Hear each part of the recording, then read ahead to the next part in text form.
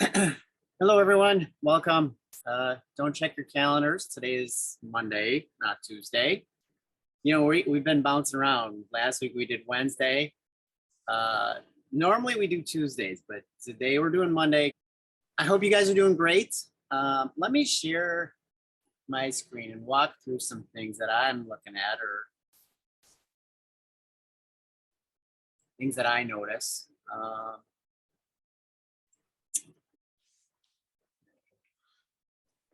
Beautiful.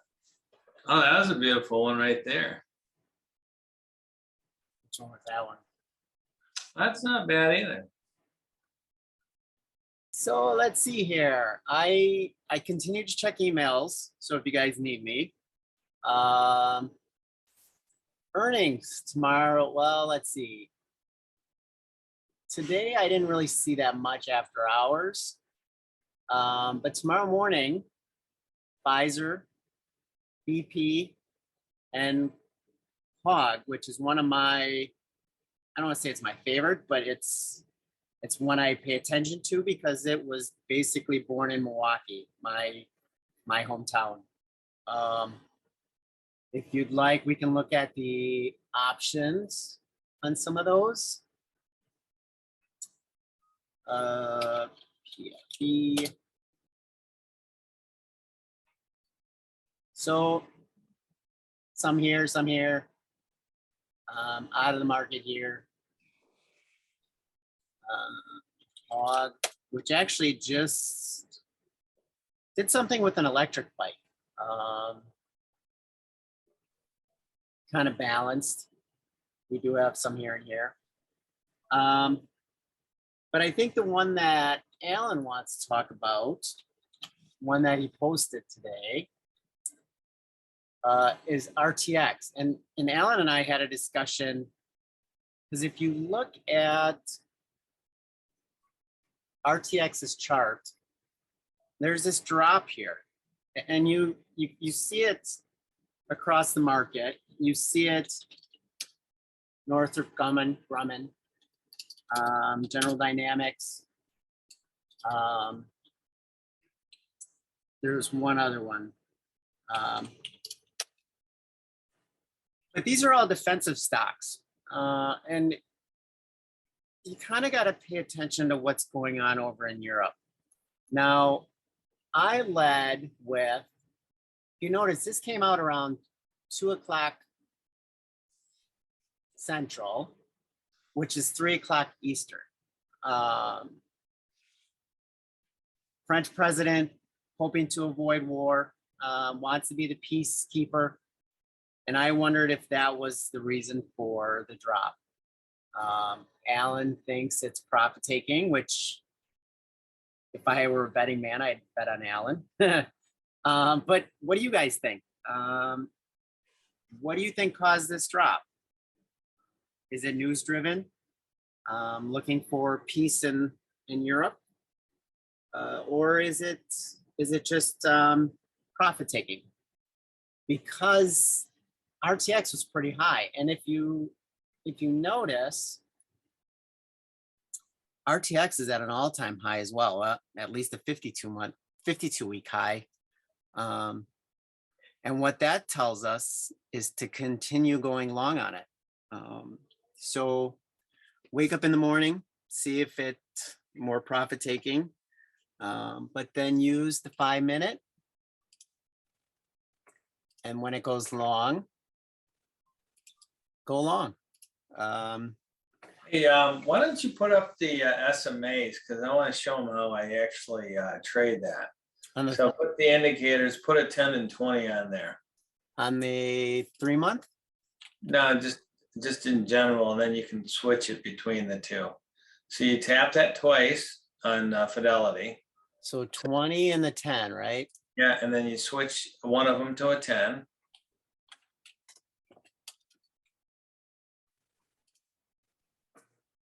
Okay, so here's RTX on the 3-month chart. Now, do me a favor and I always like the 10-day being green. 10-day. Because 10 days your money. You can't do this anywhere else. Yeah, right corner. There you go. Because what it is that when I decide to get out of a trade, oh no, go up to today. Today on the 5 minute. Yeah.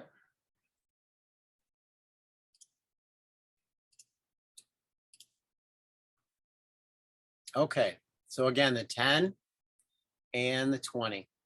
Now as long as the 10 is above the 20, you stay in the trade. You see how the spacing is really nice? Now, I got out tad early. I got out at like 2:30. But what it is that you should have been out as soon as that 10-day slid, and then you notice how it crossed the 20-day. Right. I use that a lot to get out of a trade.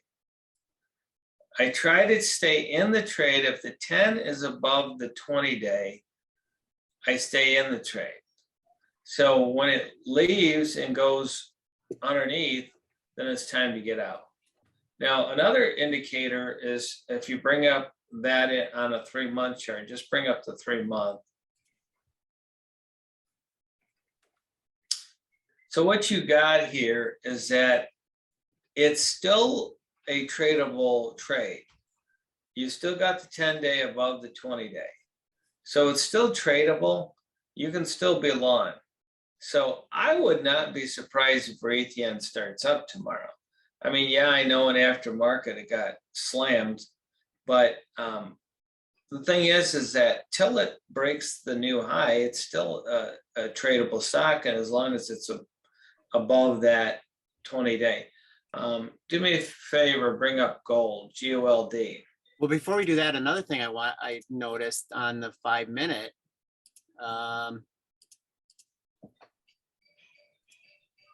look at that volume. Look at that green volume right at the last 10 minutes of closing. So yeah, can you bring up, put that up in a 2-day if you can. 2-day. So what happens? Do you see what happened? Oh, yeah. This was yesterday's high right here. Yeah. And the 5 minute opened. Yeah. 5 minute high was yesterday's high, basically. Yeah. And also, if you notice, here we are lifting again. Yeah, you have to lift again. Yeah. I mean, all the indicators is going to go up tomorrow, but the issue is that a friend of mine, Oliver Velez, taught me that. And he said, don't ever make a decision till you bring up a 2-day chart. And there it is right there. You could have went ahead and drew a line there that as soon as you got back to that high, you knew it was done. So, and actually you should raise that up just a little bit. If you raised up that green line a little bit to go up to that next line, right there to the top. And then this top. Oh yeah, keep going a little bit. Here, you see that? Isn't that beautiful? No. And then something, and then it bounced off of that. Now, the interesting thing is if it does hold, it's at $92 right now. Why don't you bring another line in there and see where $92 is? So this stuff doesn't just happen. It happens because there's people that buy at certain points. So it's at 92.45. Can you see that? Bring it up a little bit.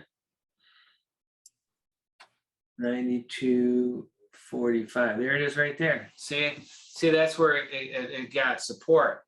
That's probably the 5 minute low on the second day. Do you see that? That's your, see that one on the far left is your 5 minute bar on the day before. Oh yeah. You see how it came right back to that? So this is all done with computers and algorithms. I mean, if you're not using the 5 minute app and picking up the algorithms that we're giving out on this app, you're lost. You don't see it. The thing is that the algorithms determine what's going to happen. there's no, when I give a number that this is going to go to, I just don't come up with a number. I come up with resistance, support, and I derive the numbers that way. But there's no surprise there. Isn't that crazy? That's where it bounced to and after market that low. Right, exactly. Yeah. I mean, that's just almost craziness. So side note, I don't know why I got an upgrade, or I shouldn't say an upgrade. My phone did an upgrade, where it upgrades the software, and my 5-minute app didn't work. I tell you what, it was a disaster. I went ahead and I called the only person that I knew that could fix my problem. I went ahead and I did a text to Brian, and I said, Brian, I said, I don't know what happened. I got an upgrade last night and the app don't work. And he went ahead and fixed me up so I could go ahead and get back to trading. I don't go ahead and trade without using that 5-minute app. I use that to get in, to get out, to pick the stocks that I'm going to go ahead and do. I found that the trick, the key to trading is you have to have a system. This is a system. I'm sure after Brian conquers the apple and brings it to its knees, that he's gonna go ahead and write one of his programs to explain the 5-minute in detail. But the issue is that it's a system. And you have to have a system. You have to have a system. If you just blindly go ahead and say, well, I'm going to go ahead and buy this stock, well, it might have good news, might have bad news. I don't know. I mean, the issue is it's gambling. That's all it is. I mean, you might get lucky. It might pay off. But the thing is the next time it won't. So you can go ahead and find option columns. I'm sure like with Spirit Airlines, somebody was in on the knowledge of Spirit Airlines going ahead and doing the deal with Frontier. Baffles me to death. I mean, I've never been comfortable taking a Frontier flight. Maybe people have. I don't know. I mean, but Spirit is a very well run outfit, a very good organization. So I hope it doesn't hurt it to merge with Frontier, because to me, Spirit has a good thing going. So I don't think they have a money crisis, and Frontier is the one that's going to go ahead and own the majority of the company. So I don't get that. I think Spirit's got better name than Frontier. But the point is that the volumes, I'm sure, were there. Somebody knew some, but yeah. But going back to it, the 5-minute, app, you need a trigger to get in. It gets you in. Then you manage your trade. Manage your trade by going ahead and you set a stop loss under wherever you get into the trade at. That way we get a small loss if we don't get a big gain. Now my gain today, probably, I think it was $600 or $700. I mean, not big, but the thing is that I wouldn't even got in the trade without the app. $30 a week or whatever, So it's, and the thing is that this computer software is not cheap, and everything that's gone into it. So, it's to give you a system. I don't know anywhere. I just don't know anywhere that gives you a system. I've tried them all, I'll tell you. And I don't know why, but everyone I've tried fails. I've tried a lot. I've lost many thousands of dollars. You get this email service and says, "Oh, go ahead and buy this company," or whatever. And then the thing is, I don't know why I've always lost on this. Just never had one ever turn out for me. Right. But this is the system. So you understand the system. But the thing is that don't go ahead and be all in. Go ahead and experiment. Do 1 or 2 stocks. That's all you got to do. Right. Bring up gold. That was a stock that I was in today, GOLD. Now that's the 2-day again. Now see, this is a perfect 2-day. You see how it kept running, but today. And then that's 5-minute. Yeah, here's the 5-minute. Oh, you got the 2-day again. Go back to 1 day.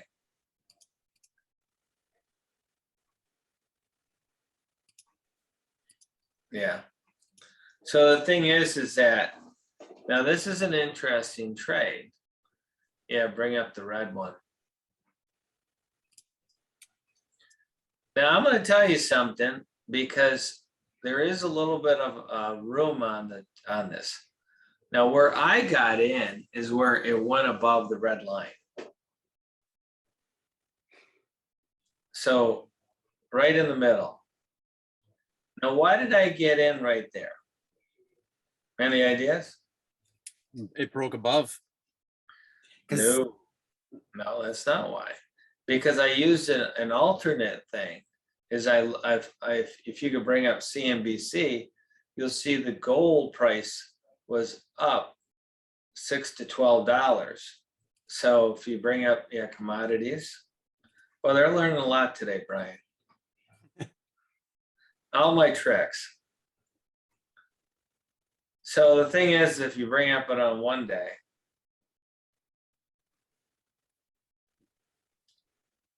you see, the thing is that gold from the open to where it was, gold was up $6 to $8 right there.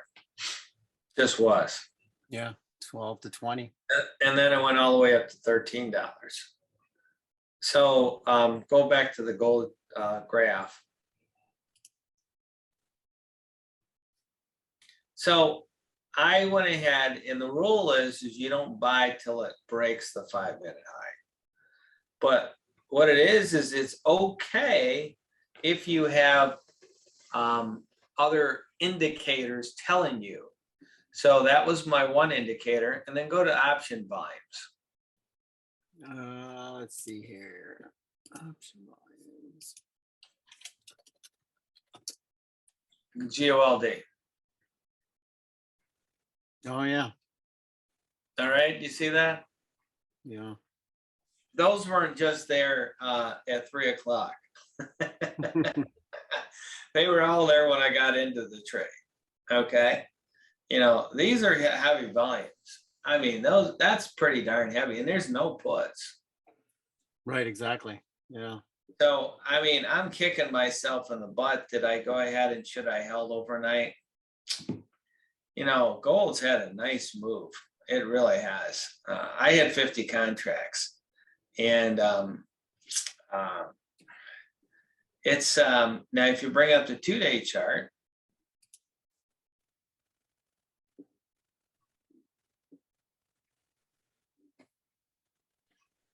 you see that your trend is still up.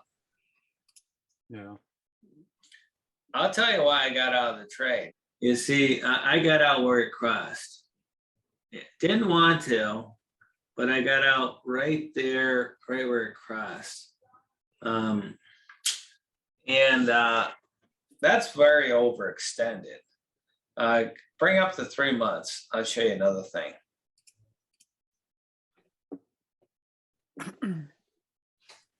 You see where we're at? It's at a crossroads.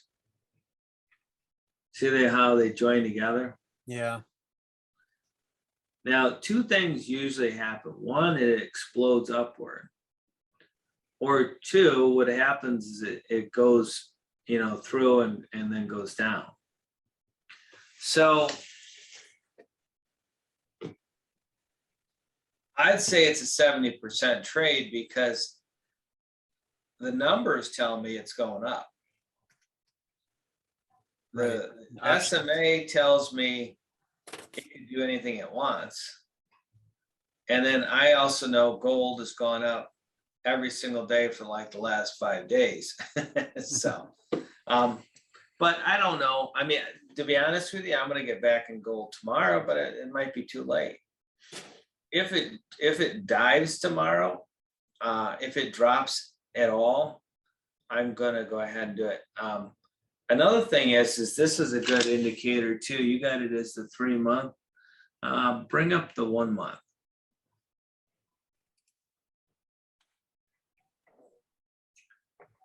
you see, you're kind of like there's resistance there, and get one of those lines there.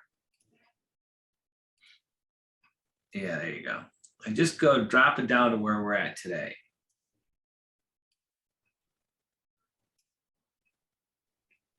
Oh yeah. So you got two of them that are retesting it. So usually something like that will retest it, usually more than once. It usually will take 2 or 3 times before it's able to pop out. So yeah, I don't know. I mean, to me, because I can't say for sure, I decided to just take the profit. Now I sold it for a pretty good amount of money. So I think it was somewhere, I think it was over $2,000. But yeah, I'd have to look at that. But you kind of get my the way the way that you got to think this out. I'm just curious now because I got to go look. I think it was close to the $2,000 mark. Is where I got out of it. No, that's not what my profit was. It's just that's where I got out. Yeah, real close to $2,000. So, it's like $2,000. You want to hold it? It's like it's gambling. I try not to do anything that's gambling. It's like I take the sure thing. Yeah, it might be 5,000 tomorrow. Who knows? I mean, the only way it's going to be 5,000 tomorrow if we have some sort of crisis that happens and people, run the goal. But Right. Yeah. Basically, my rule is that it's got to be a low amount. Let's bring up the gold options. I'm kind of intrigued about that.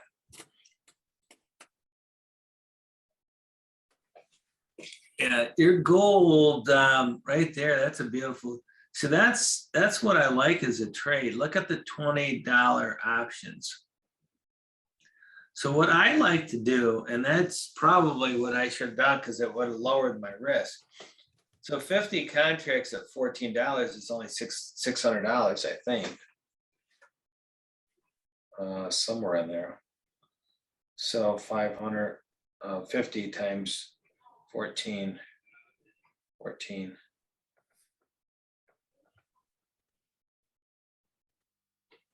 Oh, it's 700. Yeah, so that's kind of pricey. So if that was like at 8 or 10, which will probably be tomorrow. I think it'd be a good trade because you got the whole week. Yeah, that's right. It's only Monday. Yeah. So, but when you're into it as much as I was, it's 32, 36. I got a far better amount. I'm toward the high side for the day, but I don't know.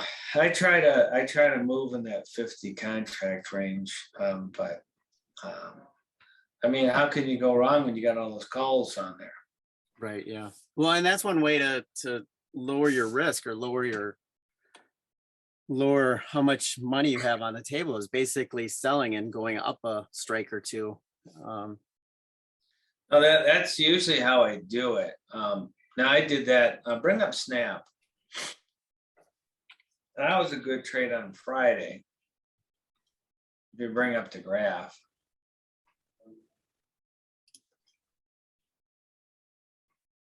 There was a gap open. Yeah, but the key thing is that you look at 3 o'clock. So actually, I bought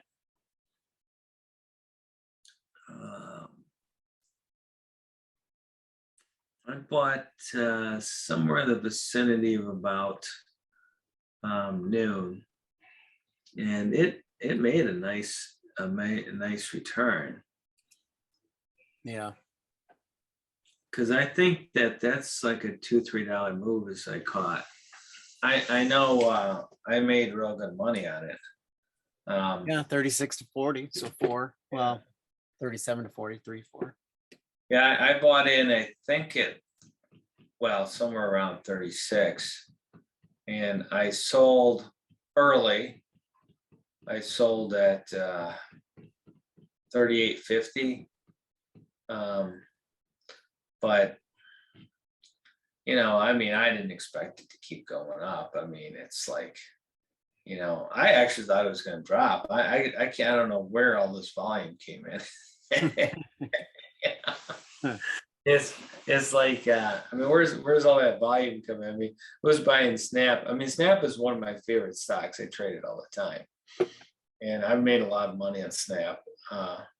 But I mean, even it's crazy. It drops 25% the day before, and it goes up 60% the next day or something. I mean, this is crazy. Right. Yeah, right. Exactly. Yeah. Here's the gap down, and then here's the gap up after earnings. So yeah. Crazy stuff.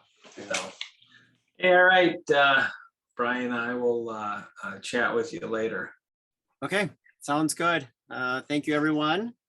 I think another week with the Apple app, and then we'll go into production. Totally different than the Android version. The home screen has links to like a license agreement. It has links to a privacy policy. It's interesting. So yeah. Hopefully you guys have a great week.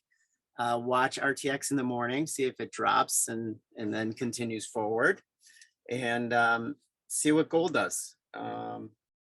Keep an eye on Ukraine, and bring up Raytheon. That was another good trade I had. That one. Look what happened on Friday. You got 2 days. Do 2 days.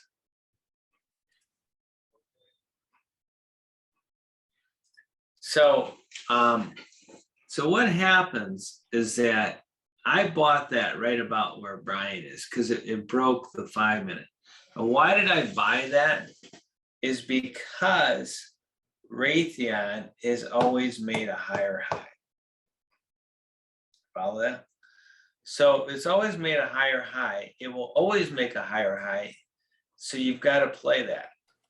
Now, the thing is, I'm kicking myself that I only bought 10 contracts. And I think I bought them for 17 in contracts, so $170. And no, actually, I paid $15 a contract.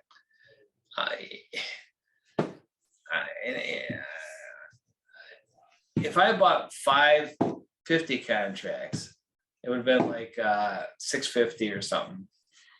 And I could have sold that thing for 5,000. I mean, look at the top. Look at that. What happened on that? yeah. It's but the point is that you're looking. But see, the thing is I bought after it broke the 5-minute low, and then the thing is that you that's your stop, and because Raytheon has always made a higher high, see, these are strategies. I mean, do they all work? No, but that's why it's a strategy. You got to have a strategy. If you don't have a strategy, forget it. Right. Yeah. Here's a daily. Those last 1, 2, 3, 4, 5. Yeah. 6 days. Yeah. Raytheon is still a buy till it does it. Yeah. And this is like I said, a 52-week high. So. And then just so you know, last time I did it, I bought it, made a heavy position on it, and the next day it dropped by like 20 cents. I kept the trade. The next day it dropped $2.35. The point is that as soon as the pattern stops, you got to get out. Right. Yeah. I stayed in, and then it cost me. And the thing is another tip is that if you got a lot of money on something, buy it the other way. It's all a protection, protecting what money you got out there. So edge. Okay. Well, let's leave that at that. Yeah. Hope you Oh, guys, have a good night. sounds good. You too. All right, sounds good. Have a good night. Okay. Bye, everyone.